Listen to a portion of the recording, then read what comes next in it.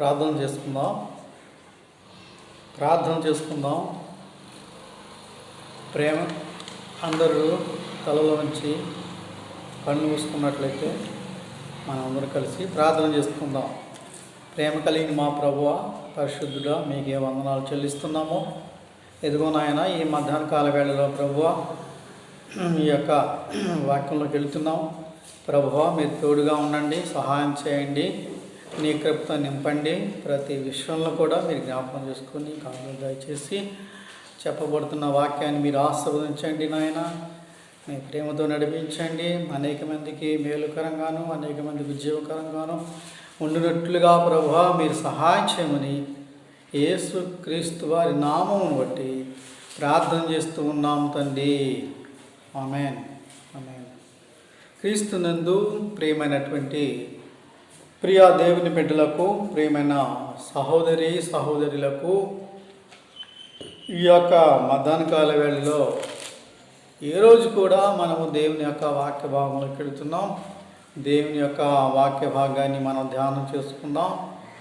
ఈరోజు దేవుడు మనలను చూచుట అనే అంశాన్ని బట్టి మనము ధ్యానం చేసుకుందాం.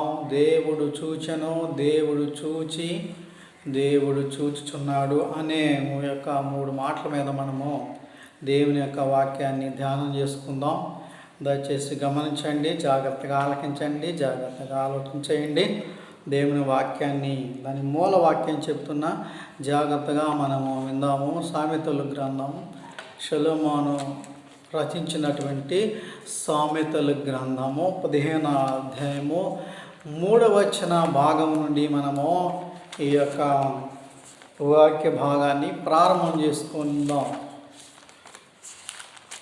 దయచేసి బైబిల్ ఉన్నవారు ఈ బైబిల్ చూసుకొని చూడండి. మీ బైబిల్ తీసి సామెతలు 15:3 వచనాన్ని మనము చదువుకుందాం. యెహోవా కన్నులు ప్రతి స్థలము మీద నుండును, చెడ్డవారిని మంచివారిని అవి చూచుచుండును. చాలండి. క్రీస్తునందు ప్రియులారా, దేవుని కన్నులు మన మీద ఉన్నవి అని కూడా ఇంకోసారి రాయబడింది. దేవుని కన్నులు, దేవుడు చూస్తే ఏం జరుగుతుంది? అది మన ప్రశ్న. దేవుడు మన వైపు చూస్తే అద్భుతాలు జరుగుతూ ఉన్నాయి. దేవుడు మన వైపు చూస్తే చనిపోయిన వాళ్ళు లేపబడుతున్నారు. దేవుడు మన వైపు చూస్తే అనేక మంది మారు మనసు పొంది దేవుని వెంబడించడం జరుగుతుంది. దేవునికి స్తోత్రం. అందుకే మనం ఈరోజు సబ్జెక్ట్ ఏంటంటే దేవుడు మన వైపు చూచుట, దేవుడు మానవుల వైపు చూచుట అనేదాన్ని మనం ధ్యానం చేసుకుందాం. దేవుడు మానవుల వైపు చూచుట, చూస్తే ఏం జరుగుతుందో బైబిల్ గ్రంథంలో మనం చూద్దాం. దేవునికి స్తోత్రం. బైబిల్ గ్రంథంలో దేవుడు చూస్తున్నాడు మనందరినీ. ఆయన చూస్తే ఏం జరుగుతుంది అనేదాన్ని మనము జాగ్రత్తగా అర్థం చేసుకుందాం. దేవునికి స్తోత్రం. ఈ యొక్క మధ్యాహ్న కాల వేళలో క్రీస్తునందు ప్రియమైనటువంటి ప్రియా దేవుని బిడ్డలారా, మొట్టమొదటిగా చూద్దాం బైబిల్ గ్రంథం నిర్గమాకాండం 3వ అధ్యాయము 3-4 వచనాలు మనం చదువుకొని ముందుకెళ్దాం. నిర్గమాకాండం 3వ అధ్యాయము 3వ వచనం 4వ వచనం చదువుకుందాం. దేవుడు పాత నిబంధన కాలంలో దేవుడు మానవ వైపు చూశాడు. అప్పుడు మోషే ఆ పొద అయ్యాల కాలిపోలేదో నేను ఆ తట్టు వెళ్ళి ఈ గొప్ప వింత చూచుదని అనుకునేను. దానిని చూచుటకు అతడు ఆ తట్టు వచ్చుట యెహోవా చూచెను. దేవుడు ఆ పొద నడుము నుండి మోషే మోషే అని అతనిని పిలిచెను.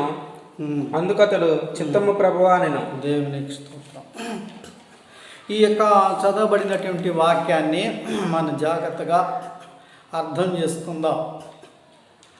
నేను చెప్తున్నా, జాగ్రత్త విందాం ప్రియులారా. మోషే ఐగుప్తు దేశము నుండి పరిష్కరించబడి బానిసని బహిష్కరించబడి అక్కడ ఒక వ్యక్తిని చంపి ఇసుకలో పూడ్చిపెట్టి పారిపోయి మిద్యాను దేశంలో మిద్యాను యాజకుడైనటువంటి ఇత్రో దగ్గరికి వచ్చినట్లుగా మనము చూస్తూ ఉన్నాం. మిద్యాను యాజకుడు వాళ్ళ కుమార్తెలు 7 ఉన్నారు. 7లో ఒక కుమార్తె నుంచి పెళ్లి చేశాడు. వాళ్ళ మామ పేరు ఇత్రో గొర్రెల మందలు ఉన్నాయి. ఆ మందలు కాయటానికి కర్ర తీసుకుని మందలు కాయటానికి ఆ హోరేబు పర్వతానికి వచ్చాడు. హోరేబు పర్వతం అనగా దేవుని పర్వతం అని అర్థం. దానినే సినాయి అంటారు, దానినే హోరేబు అంటారు. ఈ హోరేబు అరణ్యములకు వచ్చినప్పుడు దేవుడు, అది ఒక కొండ, పెద్ద కొండ, అక్కడ ఒక వింత చేశాడు. ఏం చేశాడంటే ఎదురు పొద ఉన్నది. ఎదురు పొదలో ఆ పొద మధ్యలో కాలుతూ ఉంది, చుట్టుపచ్చగానే ఉన్నట్లుగా కనిపిస్తూ ఉంది. దేవుడు ఒక వ్యక్తి మారటానికి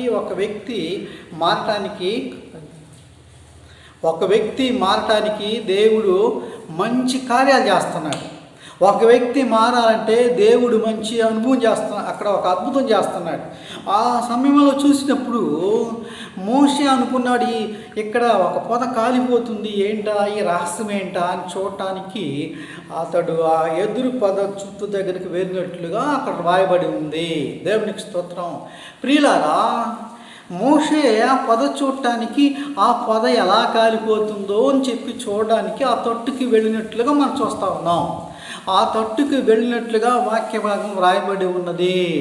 మోషే వింత చూడటానికి వెళ్తున్నాడు. ఆ వింత చూడటానికి వెళ్తున్నాడు. మోషే అనగా నీటి నుండి తీయబడిన వాడు అని అర్థము. అయితే ఈ మోషే అప్పటికి 80 సంవత్సరాల వయసు ఉంది ఆయనకి. ఇంతవరకు అతను దేవుని చూడలేదు, దేవుని నమ్మలేదు, దేవునికి ప్రార్థన చేసిన వాడు మాత్రము కాదు.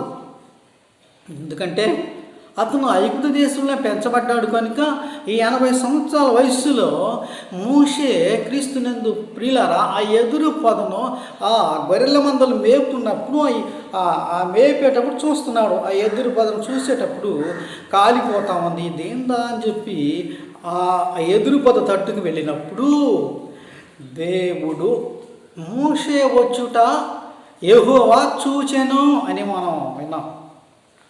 ఇప్పుడు దేవుడు మోషేని చూసి ఏమంటున్నాడు? ఎదురు పొదలో దేవుడు మాట్లాడుతున్నాడు. దేవుని స్తోత్రం. ఎదురు పొదలో దేవుడు పిలుస్తున్నాడు, కాలింగ్ ఇస్తున్నాడు. నేను అబ్రహాము దేవుడును, ఇస్సాకుల దేవుడును, యాకోబు దేవుడును, నేను ఈ దేవుణ్ణి అని చెప్పి మోషేను దేవుడు పిలుస్తున్నట్లుగా మనం చూస్తున్నాం. ఆయన అంటున్నాడు, చిత్తం ప్రభువా అంటున్నాడు. ప్రియులారా, దేవుడు చెప్తున్నాడు, యెహోవా చెప్తున్నాడు, నేను ఐగుప్తులో నా ప్రజలు 430 సంవత్సరాలు బానిసలుగా ఉన్నారు, వారు బాధలు మొరపెడుతున్నారు, ఆ మొర నా దగ్గరికి వచ్చింది కనుక నీవు వాళ్ళని తీసుకురావాలంటే నీవే అక్కడ సరైనటువంటి వ్యక్తివి కనుక నీవు నా పనికి రావాలి అని చెప్పి మోషేను అడిగినట్లుగా మనం చూస్తూ ఉన్నాం. దేవునికి స్తోత్రం.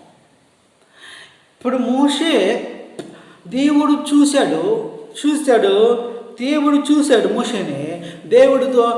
దేవుడు మోషేతో మాట్లాడుతున్నాడు స్వరం ద్వారా. క్రీస్తునందు ప్రియమైనటువంటి దేవుని బిడ్డలారా, అలాంటి సమయాల్లో మనం చూస్తాం మనం దేవుని వాక్యాన్ని. ఇప్పుడు మోషే అంటున్నాడు, నేను ఎత్తివాడినయ్యా, నీ పనికని వాడినయ్యా అని చెప్తున్నాడు. అయినా నువ్వు నాకు కావాలన్నాడు దేవుడు.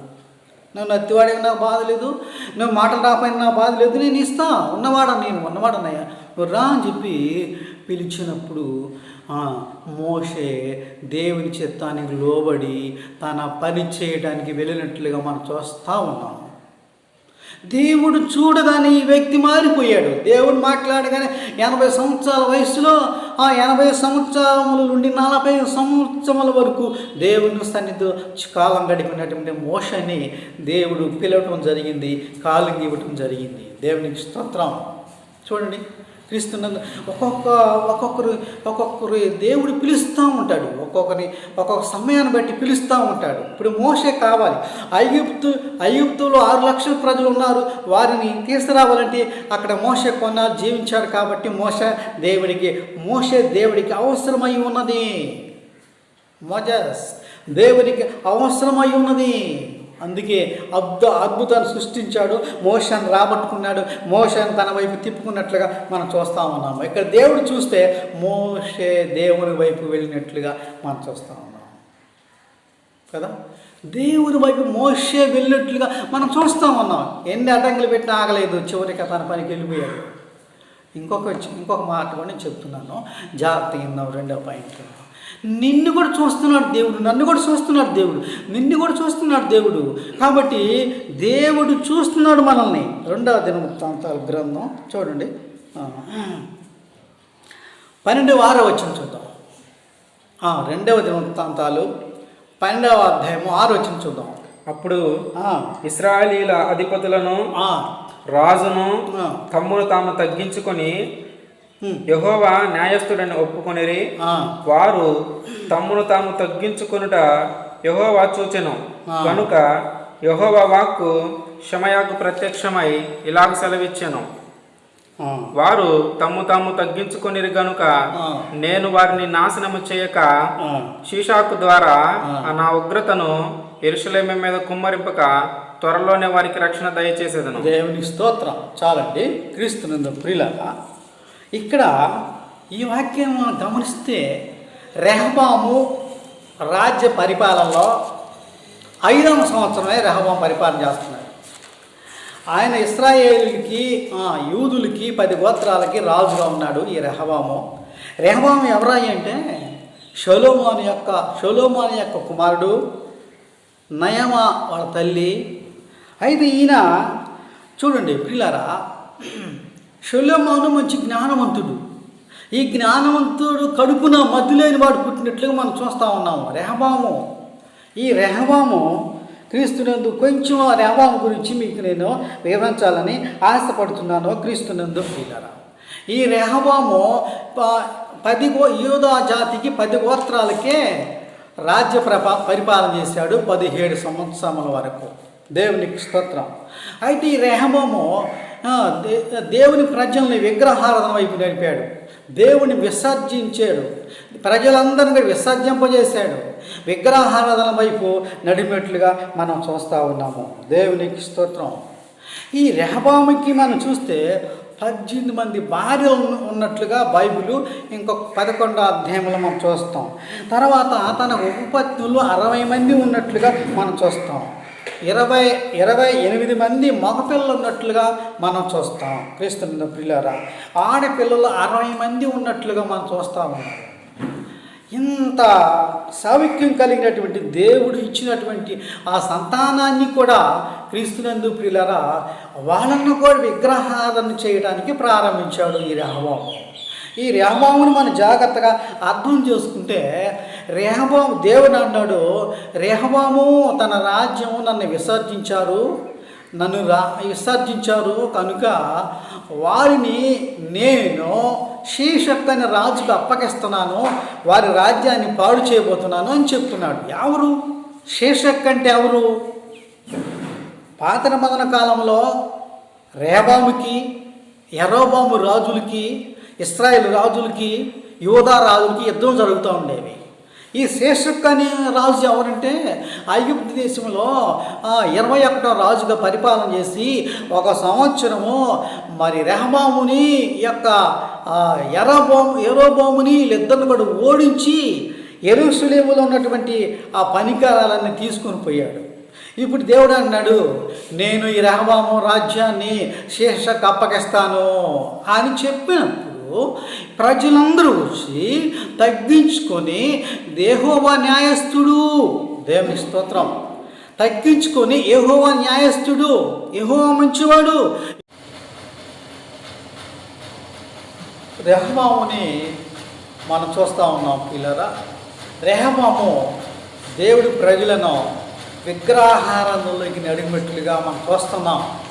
దేవుని ప్రజలను దేవుని ప్రార్థన లేకుండా విసర్జింపజేశాడని కూడా దేవుడు అంటున్నాడు ఈ మాట. అందుకే రెఫ్రాన్ గురించి మనం రెహబామును గురించి మనం ఆలోచించేసినట్లయితే, రెహబాము ఇలాగా ఉన్నప్పుడు ప్రజలందరూ వచ్చి దేవుని సన్నిధిలో ఒప్పుకున్నారు, తగ్గించుకున్నప్పుడు దేవుడు యెహోవా చూచెను అని మనం చదువుకున్నాం కదండి. యెహోవా చూశాడు, తగ్గించుకోవటం చూశాడు. అప్పుడు దేవుడు అంటున్నాడు, నేను రెహబాము టైంలో నేను ఆ శోధన రానివ్వకుండా తప్పిస్తాను, నా కోపాన్ని నేను తీసివేసుకుంటున్నాను, నా కోపాన్ని తగ్గించుకున్నానని చెప్పి దేవుడు మాట్లాడినట్లుగా మనం చూస్తూ ఉన్నాం. ఇప్పుడు రెహబాము వైపు దేవుడు చూశాడు కాబట్టి ఆ యొక్క ఉగ్రత రాకుండా దేవుడు తప్పించాడు. చూడండి, ఒక వ్యక్తిని దేవుడు మార్చాలంటే ఆయనకు ఒక ప్లాన్ ఉంటుంది. రెహబాము వీళ్ళందరూ తగ్గించుకుని దేవునికి ఇష్టం ఉంటే వారి యొక్క దేశాన్ని, వారి యొక్క రాజ్యాన్ని నేను కాపాడుతాను, రక్షిస్తాను, నా కోపాన్ని నేను తీసివేసుకున్నాను అని చెప్పి దేవుడు చెప్పినట్లుగా మనం చూస్తున్నాం. మూడో విషయానికి వద్దాం. చూడండి, చూడండి ప్రియులారా, లూకా సువార్త 7:12 చూద్దాం. లూకా రాసిన సువార్త 7వ అధ్యాయము 12-13 వచనాలు మనం చూద్దాం. ఇక్కడ యేసు ప్రభువు చూస్తున్నట్లుగా ఈ వాక్యం రాయబడి ఉంది. క్రొత్త నిబంధన గ్రంథంలోకి వస్తున్నాము. చూడండి, క్రీస్తునందు ప్రియమైనటువంటి ప్రియులారా, క్రొత్త నిబంధన గ్రంథంలోకి మనం ప్రవేశించాము. బైబిల్ గ్రంథాన్ని చూద్దాము. లూకా రాసిన సువార్త 7వ అధ్యాయము 12-13 వచనాలు మనం చూస్తే, ఆయన ఆ ఊరి గవిని యొద్దకు వచ్చి చనిపోయిన ఒకడు వెలుపలికి మోసుకొని పోబడుచుండెను. అతని తల్లికి అతడొక్కడే కుమారుడు, ఆమె విధవరాలు. ఆ ఊరి జనులు అనేకులు ఆమెతో కూడా ఉండిరి. ప్రభు ఆమెను చూచి ఆమె యందు కనికరపడి ఏడవవద్దని ఆమెతో చెప్పి దగ్గరకు వచ్చి పాడెను ముట్టగా మోయుచున్న వారు నిలిచిరి. దేవునికి స్తోత్రం. ఇక్కడ మనం చూస్తూ ఉన్నాము, ఒక ఊరిలో ఒక ఎదవరాలు ఉన్నట్లుగా మనం చూస్తూ ఉన్నాము. ఆ విధవరాలు కుమారుడు చనిపోయి పాడి మీద ప్రజలందరూ కలిసి తీసుకుని శ్మశానానికి వెళుతున్నట్లుగా మనం చూస్తూ ఉన్నాం. ఆ విధవరాలుతో ప్రజలందరూ కలిసి ఉన్నట్లుగా మనం చూస్తూ ఉన్నాం. ఆ విధవరాలు ఏడుస్తూ ఉంది, తన బిడ్డ చనిపోయాడని, కన్నీరు కారుస్తూ ఉంది, తన బిడ్డ చనిపోయాడని, రోదన చేస్తూ ఉంది, తన బిడ్డ చనిపోయాడని, నా బిడ్డ చనిపోయాడు అని చెప్పి కన్నీరు కారుస్తూ ఏడుస్తూ ఆ పాడ మోయించుకుంటూ వెళుతున్నారు. యేసు ప్రభు ఆ సమయంలో ఎవరిని చూశాడంట? యేసు ప్రభు ఆ సమయంలో క్రీస్తునందు ప్రభు ఆమెను చూచి అని అక్కడ రాయబడింది. ప్రభు ఆమెను చూసి ఆమె యందు కనికరపడ్డాడు. చూడండి, యేసులో ఎంత ప్రేమ ఉంది. క్రీస్తునందు ప్రేమైనటువంటి ప్రియులారా, యేసు కనికరపడ్డట్టుగా మనం చూస్తూ ఉన్నాం. ఏడవద్దు అంటున్నాడు. ఏడవద్దమ్మా, ఏడవద్దు అని అంటున్నాడు. తన బిడ్డ చనిపోయి ఏడుస్తూ ఉంది. విధవరాలు. ప్రియులారా, యేసు ప్రభువారు ముందల కనికరపడ్డాడు. రెండో మాట ఏం చెప్తున్నాడంటే, ఏడవవద్దు. దేవుని స్తోత్రం. వెంటనే వెళ్ళి ఆ పాడె ముట్టాడంట. ఆ పాడెను త్రాకినట్లుగా మనం చూస్తూ ఉన్నాం. ప్రియులారా, యేసు ప్రభువారు వెళ్ళి ఆ పాడెను ముట్టగా, చూడండి, యేసు ప్రభువారు వెళ్ళి ఆ పాడెను ముట్టినట్లుగా మనం చూస్తూ ఉన్నాం బైబిల్ గ్రంథంలో. యేసులో ఉన్నటువంటి శక్తి, యేసులో ఉన్నటువంటి ప్రభావము, యేసులో ఉన్నటువంటి మహిమ, యేసులో ఉన్నటువంటి కృప ఎప్పుడైతే పాడెను ముట్టాడో మోయుచున్నవారు నిలిచారు. వెంటనే చిన్నవాడా లెమ్మన్నాడు. ఆ చిన్నవాడు లేచి కూర్చున్నట్లుగా మనం చూస్తూ ఉన్నాము. దేవునికి స్తోత్రం. ప్రియులారా, దేవుడు చూశాడు, ఏడవ కనికరపడ్డాడు, ఏడవద్దన్నాడు. మూడవది పాడిన ముట్టాడు. చూడండి, చిన్నవాడా లేమని చెప్పగానే వెంటనే వాడు లేచి కూర్చుండేను అని దేవుని యొక్క వాక్యము సెలవిస్తూ ఉందండి. క్రీస్తునందు ప్రియులారా, దేవుడు శక్తిమంతుడు. దేవుడు చూశాడు. దేవుడు చూస్తే చనిపోయిన వారు బ్రతికినట్లుగా మన వాక్యంలో ఉందండి ప్రియులారా. దేవుడు చూస్తూ ఉన్నాడు. ఒకసారి దేవుడు నన్ను కూడా చూశాడు. దేవుడు నన్ను కూడా చూశాడు. నేను అప్పుడు బాప్తిసం పొందలేదు. నేను అప్పుడు దేవుడికి దూరంగా జీవించేవాడిని, దేవుని మాట వినేవాడిని కాదు. అయితే దేవుడు ఒక శ్రమ పెట్టాడు. ఒక 10 రోజుల వరకు రాత్రులు కళ్ళు కనిపించకుండా చీకటి పడితే కనిపించవు.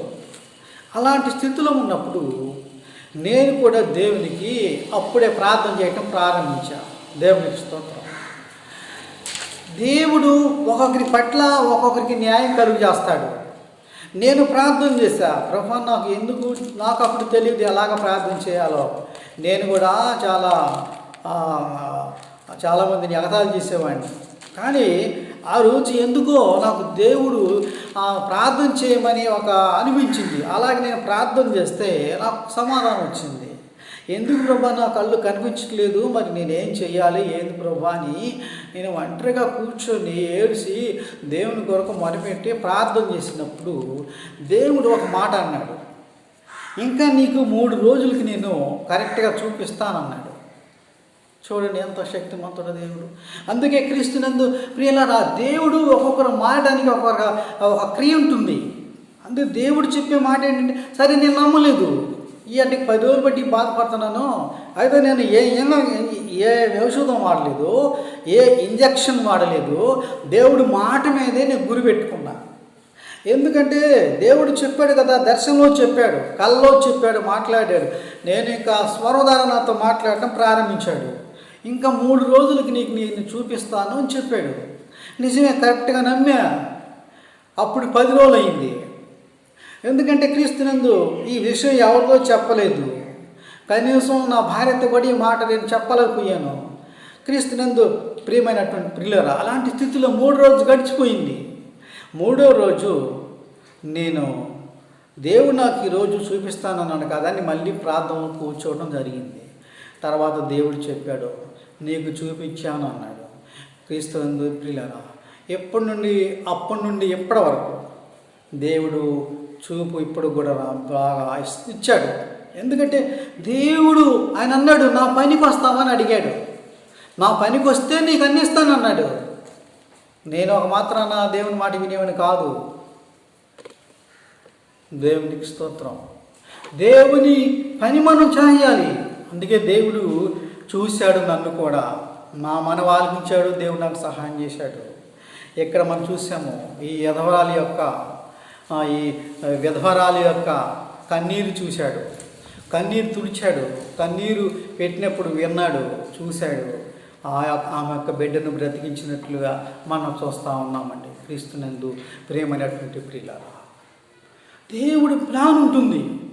మనం పాత నిబంధన గ్రంథంలోకి వెళితే ఆదికాండం 16వ అధ్యాయము 13వ వచనంలోకి వెళితే ఇక్కడ అబ్రహాము ఐగుప్తు దేశం వెళ్ళినప్పుడు అబ్రహాం భార్య శారా ఒక దాసిని తెచ్చుకుంది. ఆమె పేరు హాగర్ అంటారు. ఆదికాండం 16వ అధ్యాయం 13వ వచనం. అది చూచుచున్న దేవుడవు నీవే అను పేరు తనతో మాట్లాడిన యెహోవాకు పెట్టెను. ఎలయనగా ఆయన నన్ను చూచిన వాణిని నేనెక్కడా చూచి తిని కదా అని అనుకునేను. దేవునికి స్తోత్రం, దేవునికి స్తోత్రం. ప్రియులారా, ఇక్కడ మనం చూసాము, మనం ఈ గ్రంథాన్ని మనం చూసాము. అబ్రహాము భార్య శారా, దాసి హాగరు అని మనం విన్నాము. అబ్రహాము ఈ దాసిని, అబ్రహాం భార్య శారా దాసిని అబ్రహాంకి ఇచ్చేసింది. అబ్రహాంకి ఇచ్చేసినప్పుడు అబ్రహాము ద్వారా ఆ యొక్క హాగరు గర్భవతి అయినట్లుగా మన బైబిల్లో రాయబడి ఉంది.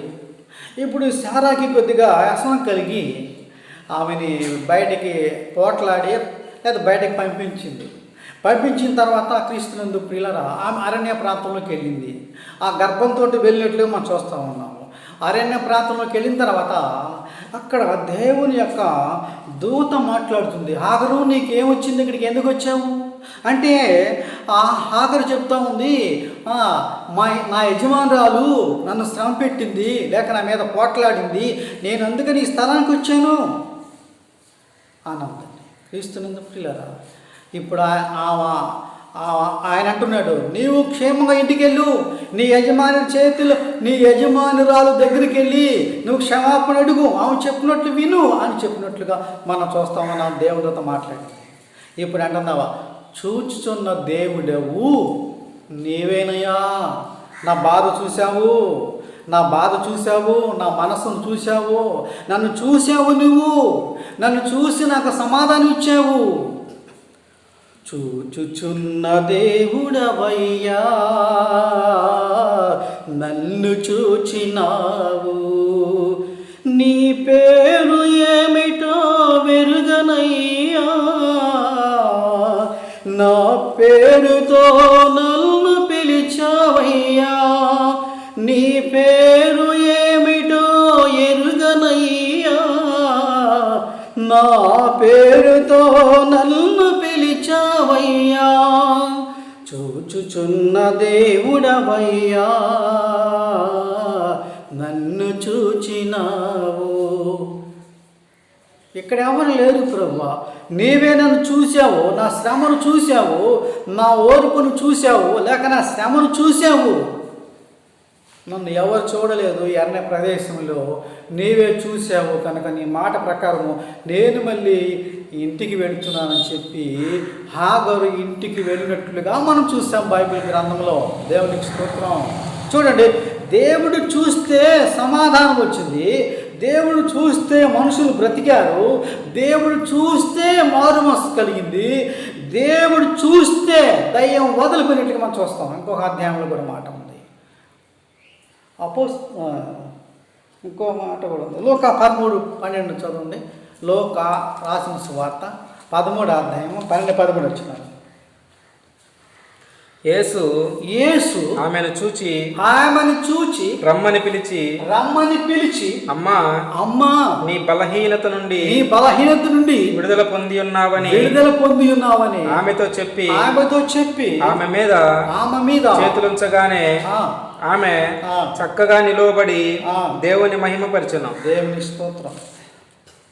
ఈ భాగంలో అబ్రహాము కుమార్తె ఈమె. అబ్రహాము కుమార్తె 18 ఏండ్ల నుండి దేవుడు ఒక విశ్రాంతి దినమున 18 ఏండ్ల నుండి బలహీనపరచు దయ్యం పట్టి అల్లాడుతూ ఉంది, వంగిపోయి నడుస్తూ ఉంది, లేవలేని స్థితిలో ఉంది, లేవలేకుండా ఉన్నది. అలాంటి స్థితిగా ఉన్నప్పుడు యేసు ప్రభు ఆ టైంలో వచ్చినప్పుడు ఆమె కూడా అక్కడికి వచ్చేసింది. చూడండి ఎన్ని సంవత్సరాలంట, 18 సంవత్సరాల నుండి బలహీనపరచు దయ్యం పట్టి వంగిపోయిన బ్రతుకులో ఉంది, లేవలేని స్థితిలో ఉంది, నడవలేని స్థితిలో ఉంది. అందరిని ఎట్టా నడుస్తూ ఉంటే ఏమి వంగిపోయి జీవిస్తూ ఉంది. యేసు అని మనకు చూస్తాం.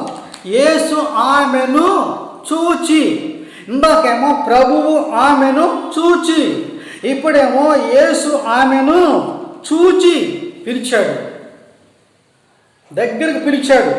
పిలిచి ఏమన్నాడు చూడు, ఏమన్నాడు, యేసు ప్రభు పిలుస్తున్నాడు, ఆమెను చూసి రమ్మని పిలిచాడు. తర్వాత ఏం జరిగిందంటే, క్రీస్తునందు ప్రియమైనటువంటి ప్రియులారా, అమ్మా అన్నాడు, నీ బలహీనత నుండి నీవు విడుదల పొంది ఉన్నావు అని నెత్తి మీద చేయి పెట్టాడు. దేవునికి స్తోత్రం. క్రీస్తునందు ప్రియమైనటువంటి ప్రియులారా, ఎప్పుడైతే యేసు ప్రభువారు ఆమె నెత్తి మీద చేయి పెట్టాడో తనలో ఉన్నటువంటి దయ్యం వెళ్ళిపోయింది.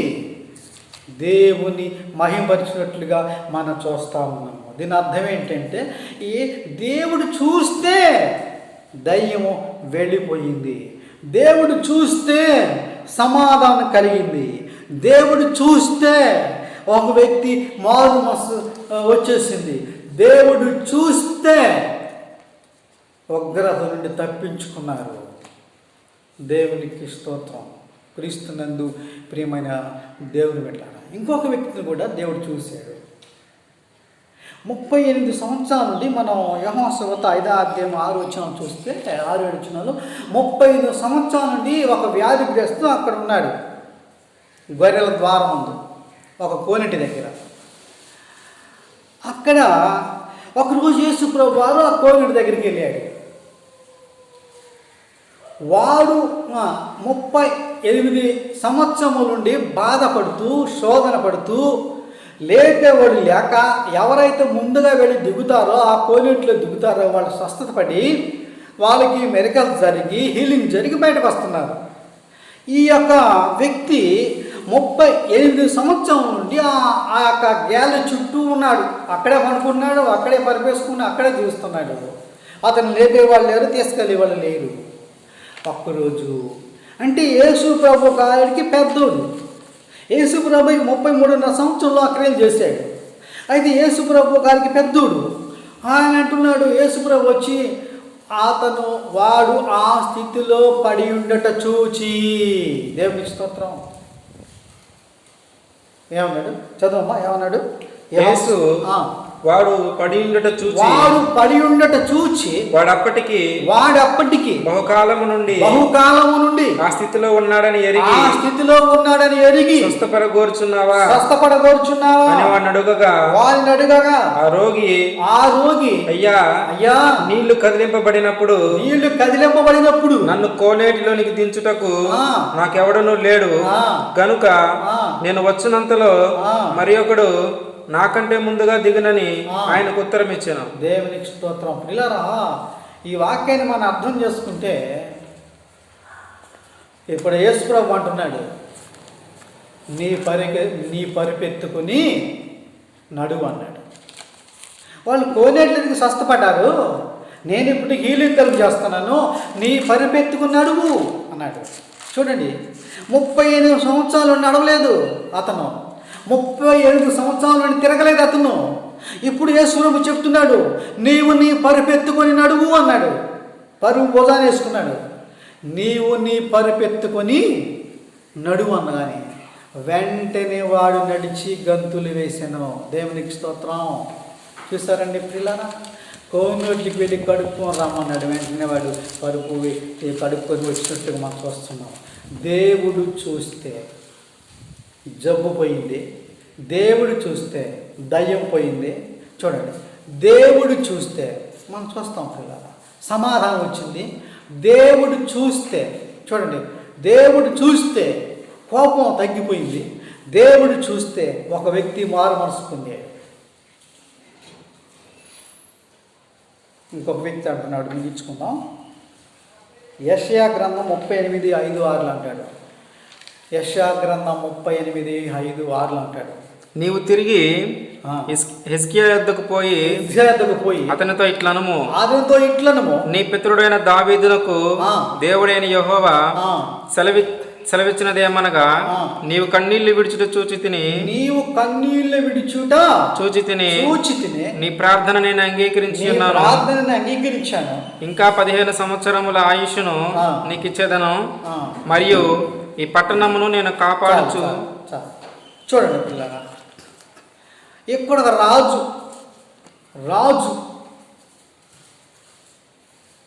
ఇశ్రాయేలు రాజు. ఈ రాజు, దేవుడు చెప్పాడు ఈ రాజుకి, నీవు చనిపోబోతున్నావు. ఎందుకంటే ఏం పేరు మనం చూసాము, హిజ్కియా అంటారు. ఆయన పేరు హిజ్కియా. ఈయన రాజు. ఈయన దేవుడి మీద ఒకప్పుడు ర్యాంకులు వేసాడు. అయితే దేవుడు, నువ్వు చనిపోబోతున్నావు అబ్బాయి, నీ బంధువులు చుట్టాలను జాగ్రత్త చూసుకో, నీకు సమయం లేవు, తీసేసుకున్నానని చెప్పాడు. అతనికి భయం వచ్చేసింది. గోడ తట్టుకెళ్ళాడు, దేవునికి ప్రార్థన చేశాడు. యెహోవా, నాలో తప్పేంటి? ఎందుకు నన్ను చంపేయాలనుకుంటున్నావు? ఎందుకు నన్ను తీసుకోవాలనుకుంటున్నావు? ఎందుకు ప్రభా, ఏం చేశాను? నేను ఏం తప్పు చేశాను?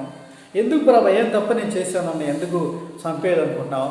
నా కుటుంబం ఏమైపోయింది, నా రాజ్యం ఏమైపోయింది, ఇంకా నా బంధువులు ఏమైపోతారని చెప్పి హిజ్కియా గోడ తట్టు తిరిగి కన్నీరు కార్చినట్లుగా మనం చూస్తాము. గోడ తట్టు తిరిగి చూడండి, గోడ తట్టు తిరిగి కన్నీళ్లు కార్చాడు, గోడ తట్టు తిరిగి ఏడుస్తున్నాడు, గోడ తట్టు తిరిగి దేవుడికి ప్రార్థన చేస్తున్నాడు. ఇప్పుడు దేవుడు అంటున్నాడు, నీవు ఒక భక్తుడితో చెప్తున్నాడు, నేను చూశాను ఆయన్ని కన్నీళ్ళు విడిచుట నేను చూశాను. నీవు కన్నీళ్ళు విడిచుట నేను చూశాను, నువ్వు ప్రార్థన చేయటం నేను చూశాను. అదివరకు నువ్వు ప్రార్థన చేయలేదు, నా మీద రంకెలేసావు, అందుకే నేను ముక్కు కాళ్ళ వేశాను. ఇప్పుడు ప్రార్థన చేస్తున్నావు, కన్నీరు కాల్చావు. గోడ అనగా దేవుడు, గోడ తట్టు అనగా దేవుడి తట్టు తిరిగాడు, దేవునికి ప్రార్థన చేశాడు, దేవుని కొరకు ప్రార్థన చేశాడు, దేవుని కొరకు ఏడ్చాడు. ప్రార్థన చేసినప్పుడు దేవుడు అన్నాడు, నీవు కన్నీళ్ళు విడిచుట నేను చూసి తిని పిల్లరా, ఇంకా నీకు 15 సంవత్సరాలు టైం ఇచ్చాను. దేవుడు చూస్తే 15 సంవత్సరాల ఆయుష్ పెరిగింది కదా, దేవుడు చూస్తే 15 సంవత్సరాల ఆయుష్ పెరిగింది. మరి దేవుడు నిన్ను కూడా చూస్తున్నాడు, నన్ను కూడా చూస్తున్నాడు. మళ్ళీ ఒకసారి మనం దాన్ని రిపీట్ చేసుకుందాం. మనం ఇప్పుడు చూసాం బైబిల్ గ్రంథంలో క్రీస్తునందు మోషేను దేవుడు చూశాడు, తన పనికి తీసుకొని వెళ్ళిపోయాడు. రెహబాము దేవుని విసర్జించాడు, దేవుని దగ్గరికి వచ్చి తగ్గించుకొని ప్రార్థన చేయటం దేవుడు చూశాడు. దేవుడు చూసినప్పుడు దేవుడు తన ఉగ్రతను తీసివేసుకున్నాడు. మళ్ళీ ఇంకా నేను చెప్తున్నా, క్రీస్తునందు ప్రియమైనటువంటి ప్రియా దేవుని మిట్లారా, ఇంకా 3వ పాయింట్లో చనిపోయిన వ్యక్తిని పాడిన ముట్టగా లేపినట్లుగా మనం చూస్తాము. 4వ పాయింట్లో అరణ్యంలోకి పోయిన వ్యక్తిని చూశాడు, ఆమెకు సమాధానం కలిగజేశాడు.